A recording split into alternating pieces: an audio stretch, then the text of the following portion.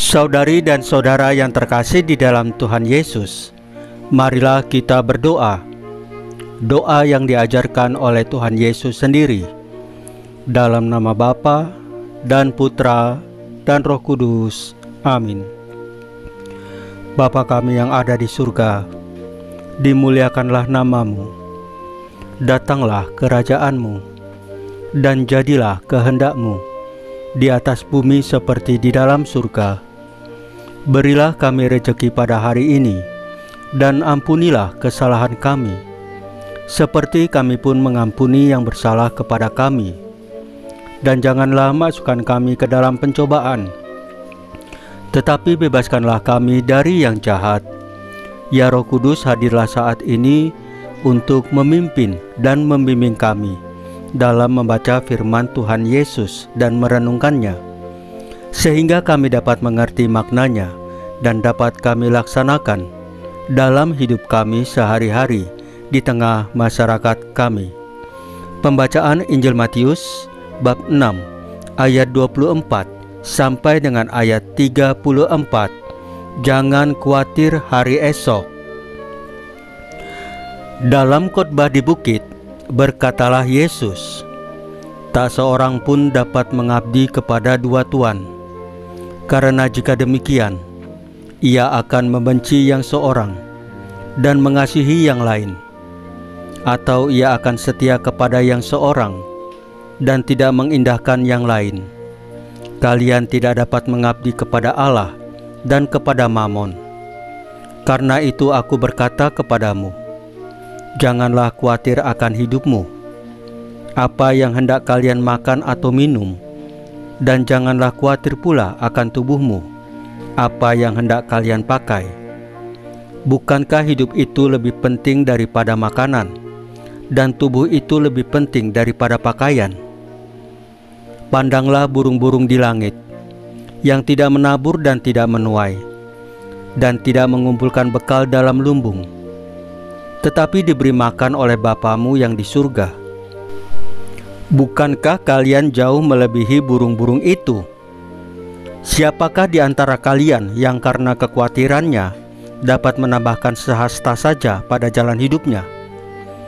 Dan mengapa kamu khawatir akan pakaian? Perhatikanlah bunga bakung di ladang, yang tumbuh tanpa bekerja dan tanpa memintal. Namun aku berkata kepadamu, Salomo dalam segala kemegahannya pun tidak berpakaian seindah salah satu dari bunga itu. Jadi jika demikian Allah mendandani rumput di ladang, yang hari ini ada dan besok dibuang ke dalam api, tidakkah ia akan terlebih lagi mendandani kalian, hai orang yang kurang percaya? Maka janganlah kamu khawatir dan berkata, apakah yang akan kami makan? Apakah yang akan kami minum? Apakah yang akan kami pakai? Semua itu dicari bangsa-bangsa yang tidak mengenal Allah. Akan tetapi Bapamu yang di surga tahu bahwa kalian memerlukan semuanya itu. Maka carilah dahulu kerajaan Allah dan kebenarannya, maka semuanya itu akan ditambahkan kepadamu. Sebab itu janganlah kamu khawatir akan hari esok, karena hari esok mempunyai kesusahannya sendiri. Kesusahan sehari cukuplah untuk sehari. Demikianlah sabda Tuhan. Terpujilah Kristus. Saudari dan saudara yang terkasih di dalam Tuhan Yesus, hari ini adalah peringatan Santo Aloysius Gonzaga, yang memberikan teladan hidup yang penuh kesederhanaan, kesucian dan pengabdian kepada Tuhan. Meski berasal dari keluarga bangsawan, ia memilih untuk hidup dengan rendah hati dan mengutamakan kehidupan rohani. Dalam kesederhanaan hidupnya, Santo Aloysius menunjukkan bagaimana kita dapat mengatasi kecemasan dan tantangan hidup dengan iman kepada Tuhan, bukan dengan mengandalkan kekuatan atau logika semata.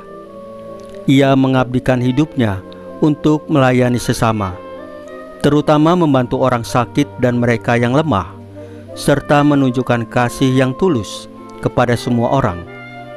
Hal ini mengajarkan kita bahwa meskipun dunia ini penuh dengan kekhawatiran, baik soal ekonomi, kesehatan, atau hubungan sosial, kita diundang untuk tetap fokus pada Tuhan, menyerahkan segala kecemasan kita kepadanya, dan melayani sesama dengan hati yang penuh kasih.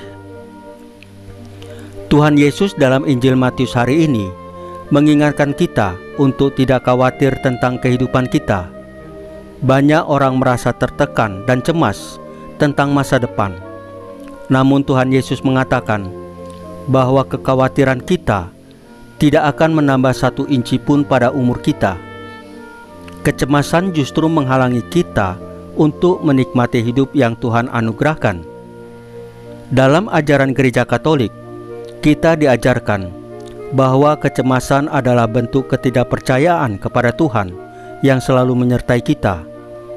Oleh karena itu, kita diajak untuk hidup dalam iman dan percaya kepada Tuhan, di mana Tuhan tahu apa yang terbaik untuk kita, sebagaimana yang Santo Aloysius Gonzaga lakukan di dalam hidupnya, yaitu mengandalkan Tuhan dalam setiap langkah, tanpa tergoda oleh kekhawatiran duniawi.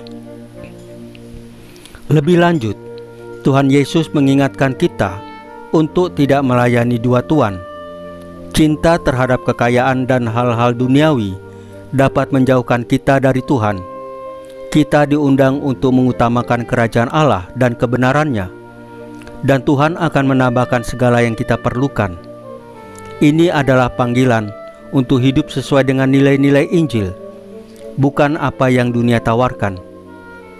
Gereja Katolik mengajarkan kita bahwa hidup yang penuh dengan kasih, pelayanan, dan ketergantungan pada Tuhan akan mengarah pada kebahagiaan sejati. Sebagaimana Tuhan Yesus mengatakan bahwa burung-burung di udara dan bunga-bunga di padang rumput tidak khawatir akan makanan atau pakaian mereka. Begitu pula kita harus percaya kepada Tuhan yang menyediakan semua yang kita butuhkan. Melalui teladan Santo Aloysius Gonzaga dan ajaran Tuhan Yesus, kita diajak untuk menyerahkan segala kecemasan kita kepada Tuhan, mengutamakan kerajaannya di atas segala hal, dan mempercayakan hidup kita sepenuhnya kepadanya. Mari kita merenungkan, apakah kita sudah cukup mempercayakan segala kekhawatiran hidup kita kepada Tuhan? Ataukah kita lebih sering mengandalkan kekuatan kita sendiri?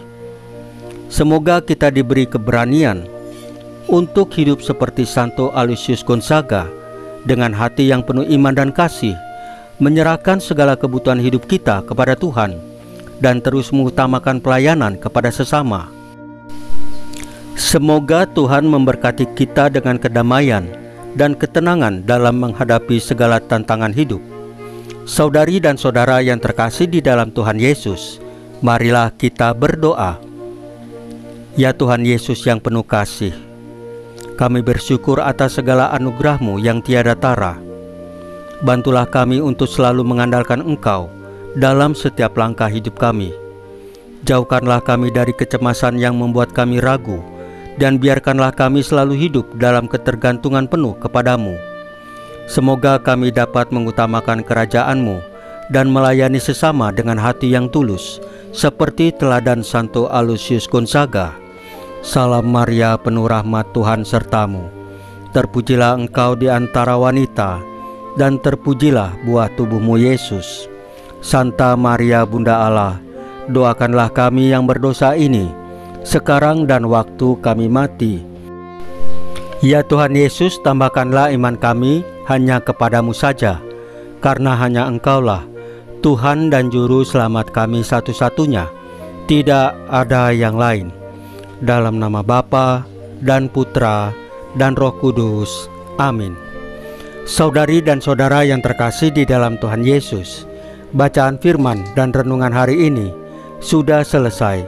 Tuhan Yesus memberkati kita semua.